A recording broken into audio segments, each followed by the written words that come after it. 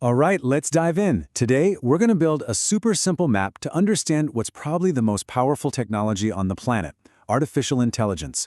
In just the next few minutes, you'll see exactly how things like machine learning, deep learning, and yeah, ChatGPT all fit together. By the end, you'll get the big picture of the tools that are literally reshaping our world. Let's do this. First things first, let's get one thing straight. AI is not some far-off sci-fi concept. It's not about the future. It's about right now. In fact, I'm willing to bet you've already used AI, probably multiple times, just today, and you might not have even realized it. See, you're basically an expert user already. When you unlocked your phone with your face this morning, that's AI doing computer vision. Asked your smart assistant for the weather? Yep, that's AI understanding your language. That movie Netflix suggested you'd love? Or the way Google Maps magically dodged that traffic jam? It's all AI, working quietly in the background of your life. Okay, so we know it's everywhere. Now, let's zoom out and start building our map. To really understand how tools like ChatGPT work, we have to start with the biggest, most fundamental idea of all: artificial intelligence itself. At its absolute core, artificial intelligence is just the whole field dedicated to one simple, massive goal: making machines smart. That's it. It's the big umbrella term for any system that can do something that would normally take a human brain to figure out, like recognizing a face, understanding what you're saying, or spotting a weird pattern in some data. Think of it as the entire universe of smart machines. Now, inside that giant universe of AI, there's the engine that powers almost everything we're excited about today. And that engine is machine learning.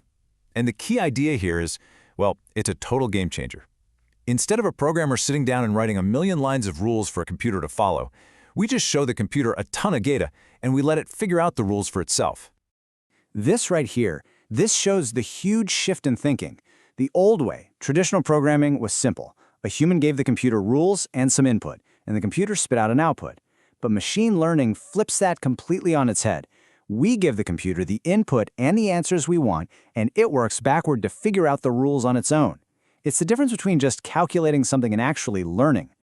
And just so we're clear, this approach has totally taken over. While the big term AI technically includes some older rule-based stuff, the vast majority of AI that's changing our lives today is machine learning.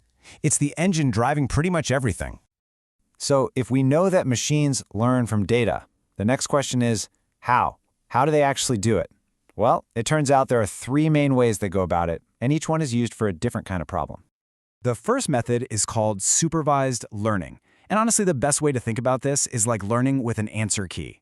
You give the machine a giant data set where everything is already labeled with the right answer. For example, millions of emails that are already marked spam or not spam. The AI just studies all that data to learn the patterns, kind of like cramming with flashcards the night before a big test. Next up, you've got unsupervised learning. And as you can probably guess, this time there is no answer key. The machine gets a massive pile of raw, messy data, and its job is to find the hidden patterns all by itself. Imagine just dropping a giant folder of news articles in front of it and saying, hey, sort these into groups that make sense. It has to figure out the topics, like sports, politics, tech, all on its own. And the third way is reinforcement learning, which is all about pure trial and error. The AI learns by doing things. It tries an action, and if it's a good one, it gets a reward, a little digital treat. If it's a bad action, it gets a penalty. It is exactly the same way you train a puppy, and it's the technique that's used to teach an AI how to master a video game or control a robot arm. Okay, so we've got the three main ways machines learn. Now let's peel back one more layer and look at a specific type of machine learning that's behind all the coolest, most mind-blowing breakthroughs we're seeing. We're talking about deep learning. Deep learning is a kind of machine learning that uses a special architecture called an artificial neural network. And yeah, it is exactly what it sounds like. These networks are directly inspired by that incredible web of neurons we all have in our own brains. We are literally building brain-like structures inside our computers to solve problems. So why is this brain-inspired approach such a big deal? Because it is unbelievably good at making sense of messy, complicated, real-world data. You know, the kind of stuff that doesn't fit into a neat little spreadsheet. We're talking about images, video clips, sound files, and all the subtle weirdness of human language. This is where deep learning really shines. And that brings us right to the heart of the current AI explosion. Because by using these incredibly powerful deep learning networks, we've unlocked a totally new capability that has changed everything. and that is generative AI. Now, this part is absolutely crucial. Most older AI was about analyzing or classifying information that already existed. Generative AI is all about creating. It uses its deep learning brain to generate completely new, original content that has never existed before, whether that's an essay, a piece of art, or a chunk of computer code. And you definitely know these tools. When we talk about generating text, we're talking about ChatGPT, Claude, and Gemini. For images, that's Midjourney and DALL-E. Writing code, GitHub Copilot. And now we're even seeing it create video with tools like Sora. All of these are powered by generative AI. So there we have it. We started with the biggest idea, AI, and we've drilled all the way down to the apps we use every day. Now, let's pull all the way back out and look at the complete map we've just built together. And here it is, the whole picture.